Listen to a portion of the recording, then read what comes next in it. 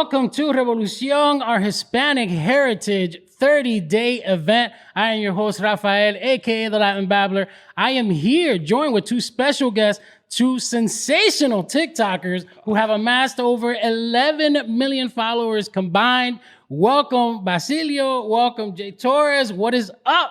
How's it going, man? Thank you for having us. Yo, man, look, I'm excited. We're gonna have some cool. He's all the way at the end, so we're gonna have to turn around and figure that out. Yeah. But before we start into it, I saw you guys on social media. You guys both went to the Dodger game. You were there with some friends. Is it just me, or when you go to the Dodger games, you feel like you're gonna die? I mean, the sun there is just absolutely horrendous. I mean, I made a whole video about it, and I was complaining about it the whole time.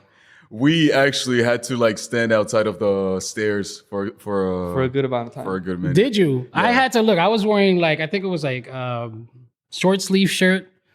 My son was wearing the torn kind of what you got on. He was suntanning just on his knees. We were there at 1 o'clock in the afternoon. So it was 1 o'clock game. That sun was just smashing. Bro, they don't have anything to protect you guys from it. Yeah. No mist, no nothing. Nothing. It's just nothing at all. Man, and then they lost on Father's Day. Oh, Happy Father's Day. Yeah, right? It was like a slap in the face. I'm like, we're gonna make you burn, but at the same time, Happy Father's Day. Then they got crushed too. It was pretty bad. Damn. See, the thing is that we kind of got scammed for it because our friend Mag, who's the one that invited us, told us that we were gonna be sitting in the shade. And we get there and we're right under the sun. Shade, literally, it was the seat behind us, the row behind us had shade. It was just us. The ones in the one in the front. So we just kept looking at the people that sucks. That's like looking at me. Yeah, we were watching the game like this. They're all trying to figure out why you're giving them dirty looks. Exactly. And it's like, man, what is wrong? And I'm like, you got shade, man. Yeah. We out here. That's crazy. And then you were bowling.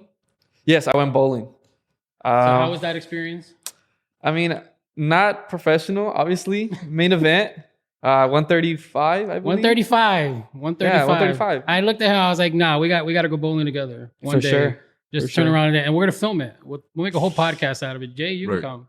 I can come. I'm not good with it, but well, apparently neither is he. So I mean, 135 sounds pretty good too. 135 was one shot. What was the one before that though? Okay, it was 112, I think. Okay, see. Yeah, but I know how to curve it now. Ya sabe. I learned how to curve it. Yeah, but with one of those balls. The 6 pound. Yeah, the 6 pound ball, bro. You sitting there. I have to. That's the only way I can curve it. I can't do anything less than a 15. For me, the 12 or the 15. So the big giant balls with the super holes. Yeah, no, mine are the kid ones. The kid ones? The kid ones I can curve. You grab it like that, or you just grab it? No, I don't even put the fingers. The fingers are too big. Oh, you just grab it? So I just grab it, yeah. That's crazy. Yeah. That's insane. All right, let's get into who you guys are. I'm interested. What was it like growing up in a Latino household? Jay, I'll start with you. How can I start? I mean, every weekend just listening to loud salsa or merengue. And you know what was happening in that morning. It was cleaning the entire house. Cleaning the entire house.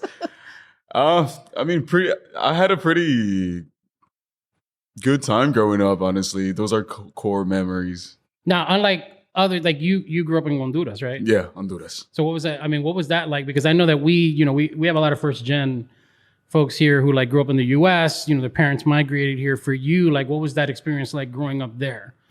Well, my household was pretty strict, honestly. I grew up with my grandma.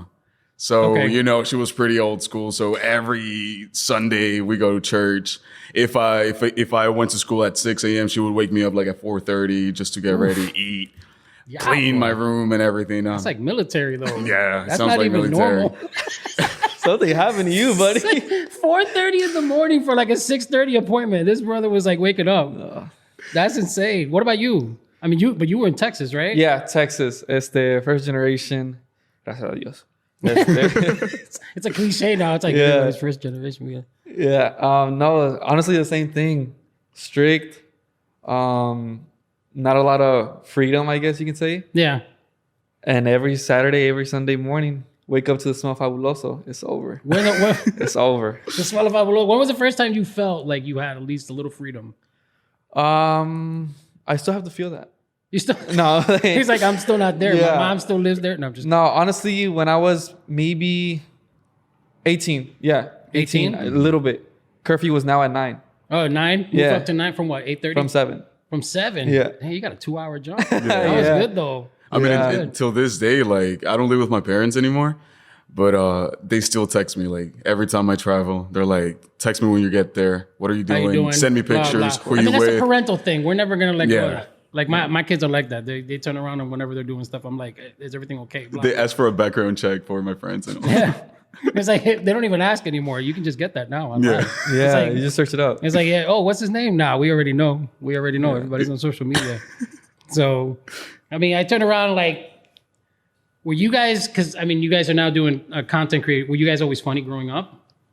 Like, were you guys like class clowns or something in your family, like growing up, always making jokes and stuff or putting on little shows? In my family, I would say yes, because I'm the youngest. So Yeah. I'm the youngest boy. I have 3 older sisters. And I was always that annoying kid. But to me, it was Silver funny. To me, it was funny making them annoyed. So I guess I consider that yes. Yeah, but I mean, did that get the chancla annoying or like just regular annoying? The chancla and the belt annoying. But it's good. He was that kind of. He was like, Yeah, yeah. When was that? When was the first time you guys decided? Okay, I'm gonna go into content creation. Like I'm seeing everybody on like this is something I want to do. Oof. I mean, I don't really think I had like an option. Like I was just thrown into this world. It was 2 years ago in 2019 during the pandemic. I didn't have anything to do. School was canceled. Yeah. I got fired from my job. So I was just stuck at home. And I was like, okay, I'm just going to turn on my phone and start making jokes. Making jokes and stuff. Yeah. What about you? I started making videos in high school. It's the 2017. Yeah, 2017, pero it was cringy. Everybody would be bullying me in high school, man. They It wouldn't. was like, I mean, they're not doing it now. Yeah, they're not doing it now. Yeah. It's like, oh, But, I remember Basi. What's up? Let's turn around Yeah, and do this. it's like everyone had a phase like I want to be YouTuber, but I was actually putting videos out, yeah. and they would like clown me in school, and I'd be like, That's a stage. Yeah, it's That's a a stage you stage. got to go through. And I wasn't trying to deal with that. So I waited till I graduated. And then I started. And then did it? Yeah. Did you feel like that was going to be like, do you guys, I mean, were you doing it in school too? Like, what were you trying to create these videos in the actual high school and stuff? No. I would videotape them at home and then Okay. post them, but then the next day the kids. The next day, everybody would Yeah. You just got lucky Yeah. and popped up in their For You page. Yeah, no, right? but it wasn't even on TikTok. It was YouTube. Yeah, because YouTube videos. was the only. I yeah. mean, TikTok wasn't even around. I think Yeah, I TikTok don't and think so. Instagram weren't really that big. Yeah. At the time. It was So- Musically and Vine for my Vine. time. Vine was Yeah. huge Vine, at the yeah. time before it fell. You know, or Vine. And then Facebook for whoever was doing Facebook. When what was the video that made you guys kind of sit there and go, okay, wow, like it blew up? Which one was that? You want to go?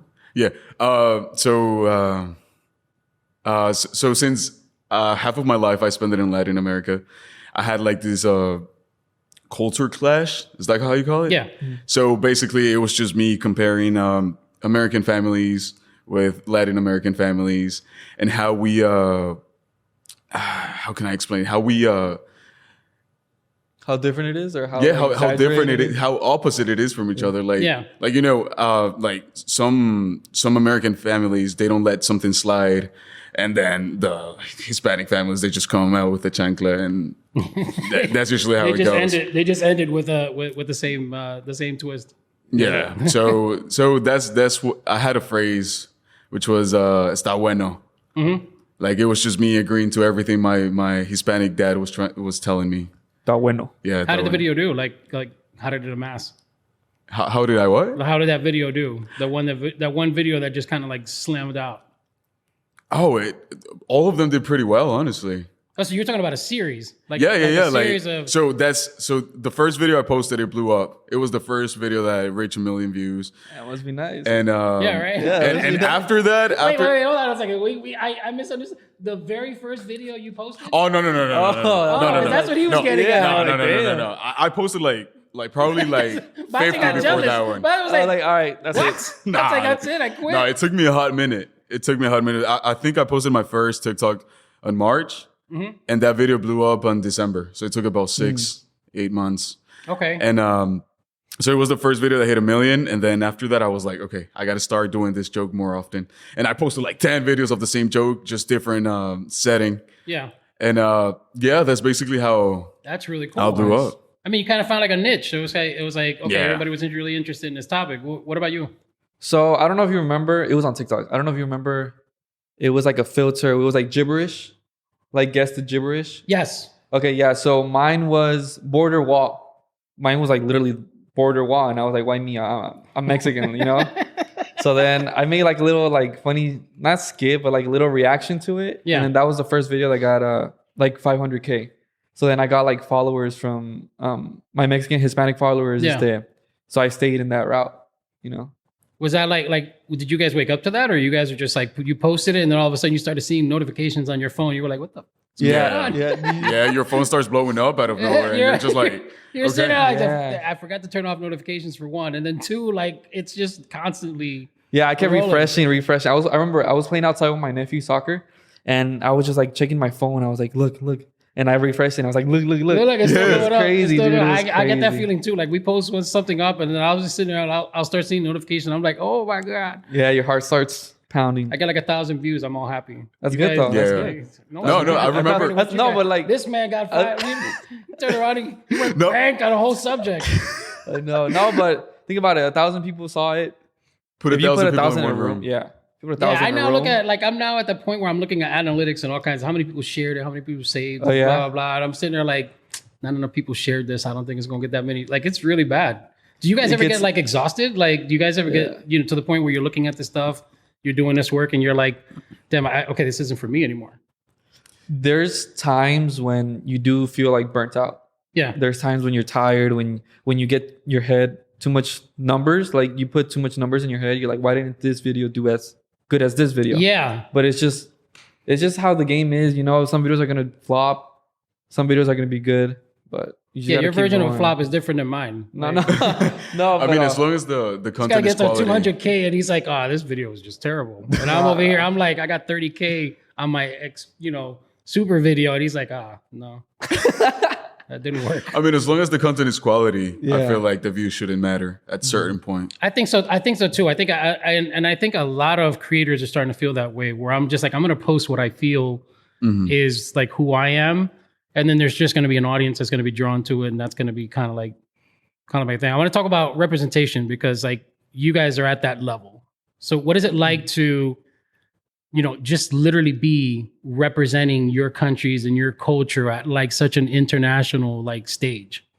Yeah, I would say primero, antes que nada, is honor. I feel very honored to be doing this, to be having the life I have, and like just be able to put out content for people to laugh. And it's good to like give our people like a voice, because I feel in the past years we haven't really had that voice. Yeah. But now it's like, and I'm not saying our voice has a lot of weight, but like it can change someone's day from having like a bad day to now like uplift them, And it's just one video that takes maybe like an hour for us to make and switch somebody's like whole day, week, month even. Yeah. What about you, Jay? Well, coming from Honduras, I mean, it's a pretty tiny country, and there's not a lot of content creators over there.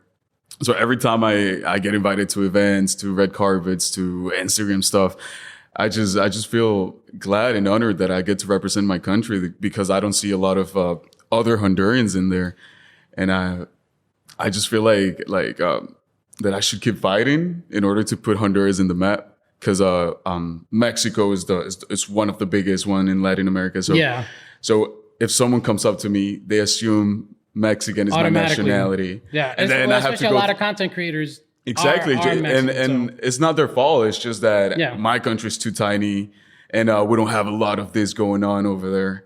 But TikTok has helped my community a lot, and in about 2 years, we've had like more than 100 content creators to pass 1 million followers. Yeah.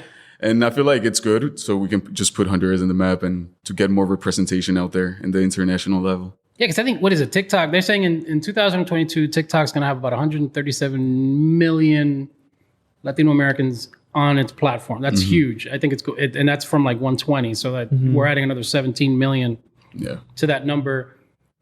For me, I've spoken to a lot of creators who say the same thing. When they go to like you guys were just like Insta on the beach, Instagram on the beach. They go to these events, they don't see a lot of themselves at these events.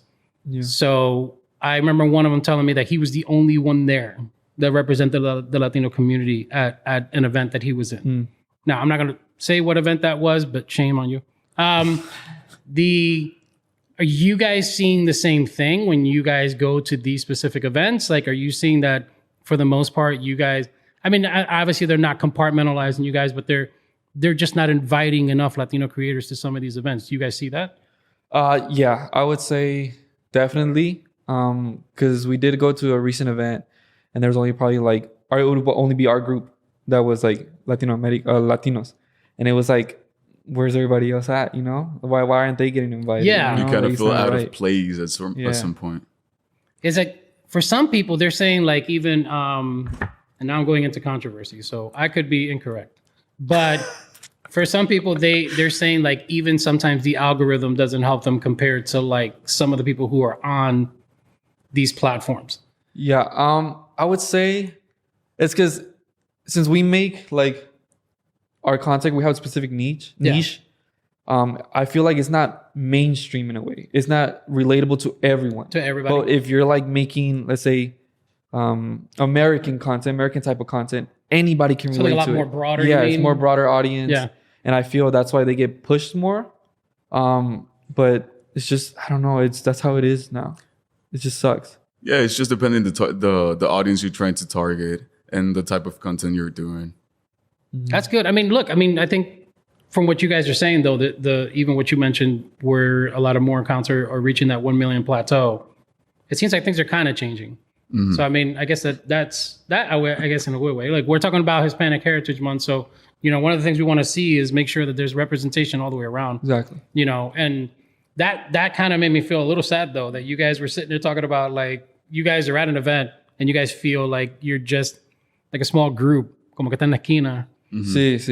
You know what I'm saying? Like that's got to be rough because when like the overall, and I'm looking at events like even now when I'm on Instagram, there's an event that has this huge giant creator. I'll keep his name out of the loop, but I was compelled to like respond to the post. Okay. And I was like, man, this seems like it's very, very undiverse. Like, where are any of the Latinos in this conference? Like, everybody who was there just happened to be, you know, either Caucasian or from a different nationality. There was no Latinos inside in the event, you know. And they responded back, well, you know, we have to work on that. And I'm like, yeah, you do, because there's quite a few out there. If you need the links, I can show you, you know, which ones they are. So that's crazy. All right, so Compa Entertainment. You guys are now venturing into acting? Yes. Part of Sosa Projects. Mm-hmm. I want to learn more now because to me the name Compa is really good. It's short for compadre. Which is, of course. Why that specific name, and what is Compa Entertainment about? I feel that specific name describes us well because we feel like we're like he's my compadre. Like I feel like compadre is like a brotherhood where it's not like it doesn't have to be blood related, but like you feel that, you know, that togetherness, connection. Yeah. And it's just like a group of guys that just are together, have that bond, that compadre bond. So that's why it's compas. Yeah, we're just trying to show the people that the audience that we're just not another like content creator house. We're more than that. We're just friends having fun and doing videos and putting them online. Yeah, content creator houses. That's a concept for me that I just came about. So like I've seen, like, even now they have Casa TikTok, which is, you know, I guess like a unity or like a place where people go and they showcase like Latinos. But you guys actually have like actual content houses where you guys go and like a few of you guys go to like a location. Yeah. Like the whole point is to do projects together and like videotape together. Give me the mind of that because I've never heard of that. So it's like more, instead of like staying in one base where I feel like houses, the creator houses stay like in one place. It's more like activations. We're here in this city and then sometimes we're in this city just because, you know, our audience isn't going to be only from LA or only from Texas. You have to like travel and, you know, meet the people, you know. So you guys are like going onto different locations doing that content, but like just in different places. We've been in Houston, LA, Austin. We were in Austin a couple months ago. Yeah. And we don't call it a content house anymore. We call it a collective where we just come together and just create content. That's cool because I don't know. For me, I don't know if I could sit in a house with 20 other content creators. No. We get it. We scrap. I mean, that was my first experience, honestly. Was it really? Yeah, Content House was my first experience, and that's where I met our manager now, which is Gilberto Sosa. He created this content house called Tejas House last year, and that was my first time interacting with other creators and just living with them. And although most of the interaction went well, there's it. You guys don't get Latinos into en una it. casa van a tener. Yeah. It's just how it is. It's how it is. He's trying to be political about it. Yeah. That's usually how it goes. And like for me, it was kind of hard to process the whole situation since it was just my first time. But now I feel like I could handle it better. You can okay, so was it one of those things where you woke up one morning and somebody's underwear was all over the place and all kinds of stuff? Because I can only imagine what it's like living with like 12 strangers or whatever amount is it. Yeah, it was 9 of us. 9 of you. Okay. Boys and girls. Who was the dirtiest? Was it him? No, I wasn't. No. I didn't know him. I didn't know him. Yeah. Yeah. Oh, so you guys just when did you guys meet? We met while you were in the project, but I wasn't in the project. It was so it was just like, hey, what's up? Were you in one of these projects? No. You never went in? Why didn't you go The in? only one? No, I made that on the same reason. I was like, I don't know if I can like stand 8 other people. Yeah, for living It's like Big Brother or some type of like my sisters. Yeah. Do they record it? Or is it just like is there footage of you guys doing this stuff on an everyday basis, waking up? Like a documentary? Documentary? Not even a documentary, like one of those reality TV shows. Oh, that yeah. I mean, no, but I have some behind the scenes videos. And oh, he's got receipts. yeah, no, receipts. I mean, the whole experience was good, and Yeah. I take a lot out of it because let's say like 75% of me wanted to stay home, and the rest wanted to go. 25. Yeah. Like, I didn't say numbers because I was scared to get it wrong. But I'm glad I did because I managed to meet new people, to see how this industry is behind the scenes. Yeah. So I'm just glad it happened. Have you guys run into the fact where, like, in your industry, and I'm going to ask a question that's probably a little iffy. Have you run into like, in your industry in general, when you look at all the different content creators, do you find that the majority of them are genuine to themselves or just kind of different from what you see in the persona? They are some that are, más shy, I guess if you can put it, más tímidos. And they're not like really the persona they portray on the video. But I mean, everybody has a life outside of in front of the camera. You can't be always static, 24/7. Yeah. That's just you're a robot if you're that. Yeah. Everybody has their own emotions. Everybody has their own story, their own life. So, I mean, for the most part, the people are the same, but there's some people that are different. I feel like it's just the expectation you have of them. Yeah. Like you see them through your phone, Exactly. and then you go up to them and you expect them to be just like that, like the way you're in your videos. Yeah. I always wonder that because, like, I one of the questions I was going to ask was, like, do people come up to you expecting you to be that person, and then the next thing they know is coño, déjame tranquilo. Like, you know what I'm saying? Like I'm just trying to get a hot dog. You know what I'm saying? Yeah.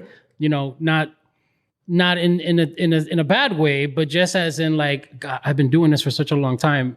I just need a break. Like, can you guys just let me do me for like a minute? Yeah. Luckily, I am me on the screen. Oh, so you're what you see there is what what you get. Okay. Personally, yeah, for me. But you need to understand that you're there because of them. You're there because of the people that watch you. Yeah. And so, like, even saying hi to somebody, even saying like, "Oh, how's your day?" Asking about their day, asking what their name is, can change like their whole persona of you. Oh, okay. Yeah. Are you the same way you are on? Yeah, I mean, I'm just the same crazy. Look, I asked that not in a bad way. I asked that in a good way. No. There are some people I know who are like high energy on these videos. Yeah. And I've met a couple where, like, through events and galas and things like that, where they're like really high energy, but when you go speak to them, it's a completely different person. Like, it's, what they're putting up on screen is for pure entertainment. Yeah. And then you have to respect who they are as a human being aside from what they're putting on there. And then the conversations are really genuine, really great. But the switch is what gets me. It's like such a weird. Yeah, I mean, something I always tell myself, and that I've seen Basi do it as well, is that if someone comes up to you and asks for a picture, or just try to have a little conversation with them. Ask their name, where they from, or how long they've been watching your videos, et cetera, et cetera. And I feel like that's a great way to start a connection between you and the follower. Okay. We were talking about it right before we started this. Yeah. So I'll ask you, other creators, not in your plateau, not in your specific group. Okay. Is it West Side Story like? Like, are you coming in, hot? Somebody's what's up, coming in homie? snapping. Everybody's looking at each other hard. They're not represented by the same people. So like, At the end of the day, a todos les sale el sol. Yeah. You can't be covering nobody else's sun. If one's doing good, that's still like our community. yeah. So I mean, if one's doing good, then it's all good. No. Do you get upset if somebody's doing like your content? No, honestly, I feel like I chose to be in this type of field, and there's gonna be competition, and I'm happy when I see other Hispanics succeeding. That's good. Yeah. You see, todo para la comunidad. People don't get that. Like, I think a lot of people they see. I've seen it in other cultures where they're like gunning for each other, man. Yeah. It's like do or die.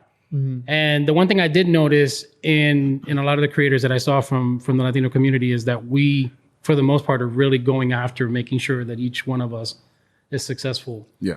in that rate, which is like really, really cool. Yeah, even in our group is like puro Latinos, and there's like no hay envidia, there's not like I want to bring them down so I can go up. Ma apoyo. Yeah, the takedown exactly. sort It's of thing. like one goes up, the whole team goes up. So I feel like that's how how many is. are there in the team? We're like almost 6. Yeah, we gotta count. We gotta count. I gotta It's count. almost like 6, 7. 6, 6 or 7. Man, it's not that many Yeah. fingers though, big. No, You made it seem like there it's was the 20. faces. No, He's like, I'm it's just counting the names. toes. All the names come to the Yeah, all the head. names. That's Yeah. really cool. Well, look. It's Go ahead. it's 7 of us. Probably all of us got like 27 personalities. So just Oh, do the wow. Yeah. math. Yeah. You guys do a lot of collabs? Between us, yes, and like with other people, it is hard sometimes because the videos I make, they have to be like written out, like scripted. Yeah. So it's like hard, but yeah, but you would do collabs. That was last question. Concepts, like you came up with a concept, you kind of ride it with that. Since then, though, because obviously it's a lot harder once you start making a ton of videos, Yeah. and then there's like more creators now. Do you guys find it difficult to make content, like, or to come up with the new ideas? You want to answer? You want me to answer? Yeah, for me, it is hard. It is because I feel like obviously I haven't done everything, but in my mind I feel like, oh, dude, I've done everything. I've done every video for every little subject, for every little laugh.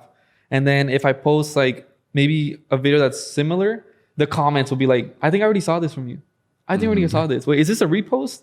And I'm like, there's only so much I feel you There's can only make. so much you can make, And then that's why now we're like in that process where we need to pivot from here, keep that same content coming out, but now new content, whether that's like films, even like short films, like short putting films, small clips and long form is what they call it. I think is in the other cases like different types of group projects or things of that nature. Exactly, or like more high quality, same videos, maybe just more in person and not like using a green screen, So it's like, but it's a struggle. It gets complicated at some point. I got a couple of scripts that I didn't show just because I feel like they were not funny enough. Yeah. Or that they were repetitive. Man, I got like a whole bunch of ideas on my phones that I just never film. Because every time I turn around, you guys have already done it. I'm like, coño, me cogieron la idea. No, pásamelos. He's like, pásamelo. He's like, yeah, you probably already did it anyways. It's me growing up like Latino. Like, you've done everything Latino. My favorite one is the one with the dad and the watermelon. And the hitting. The hitting. Yeah. Oh, that thing is All the time. hilarious because I'm looking at my family. I'm like, that's literally like my family. Do you do that? Or like my grandma used to go to the supermarket and grab grapes. Yeah. Just eat them. Just eat them. Yeah. Like if she bought them already. It's like, oh, why are you doing that? Oh, because you got to find out if they're good or not. But why'd you eat like 20 of them? I used to complain to my grandma that she would always hit the watermelon. And then I found myself doing it out of nowhere. Did you to try and see if you No, can? it just came out naturally. Yeah, You're like, what just am I found myself doing? Like, okay, He's like, what am I doing? Flashbacks, start getting the PTSD, the trauma. He's like, I'm my grandmother now. It's like, do you feel like 65 or whatever it was? my back started hurting a little bit. Your back started hurting with knees, arthritis. The knees cracking. Have you ever gone to the grocery store with the beans? Like the beans are just there. And like, you just have to put your hand. You just put your hand in there. Yeah, you just have to. It's like one of those things like, And you have to hide the little shovel thing. The little shovel thing. Yeah, just bury it. Just to be an ass. Dude, the next person's gonna come in here and put their hands, and everyone know how COVID spread. It's like no, that's how you cook it. You're not all eating Latinos. No, Latinos were sitting there putting all their hands on all the beans, and then we literally created a whole epidemic with our. It's like we live the same life. Yeah. Guys, look, I wish you guys so much success, continued success. Can't wait to see some of the short projects that are coming out. If people wanted to follow your content, where would they go? J Torres, JAYTORRESSS. Yeah, he's got like 7 S's to the side. Complicated. We'll have it. Yeah, we'll have it on the website. please. Because he's got so many S's on there. He's making snake sounds. So you can find me Instagram, Basi_Cerdan, or TikTok, Basi_17. Yeah, but that's different though. Like, I mean, there's an underscore in there, sir. I get one S wrong. I can't find you. I mean, if you put the 4th one, you're gonna find my private Instagram. So just give it a follow as well. That's funny. That's funny. All right, guys. Thank you for joining our show. Make sure that you watch the rest of the content taking place on Revolución, Hispanic Heritage Month. 30 days of celebration. Follow us on all content. Todo Wafi, at Todo Wafi. Make sure to go to the website if you want the full schedule. www.todowafi.com. I'm Rafael. That is Basi. That is Jay. 3 S's. And we're out. Desde Nicaragua hasta Costa Rica, con esta canción todo mundo se identifica. Llamen a los chilenos y a los cubanos, llamen a Puerto Rico y a los mexicanos, que ya se armó la rumba. Desde Panamá hasta Ecuador, vámonos a Perú y luego hasta Salvador. Que se escuche en Brasil y Argentina. Yo quiero un grito de mi gente latina y levantaré mi bandera, estando en mi país o estando allá afuera, porque para mí, mira, no existen fronteras. Yo levantaré mi bandera.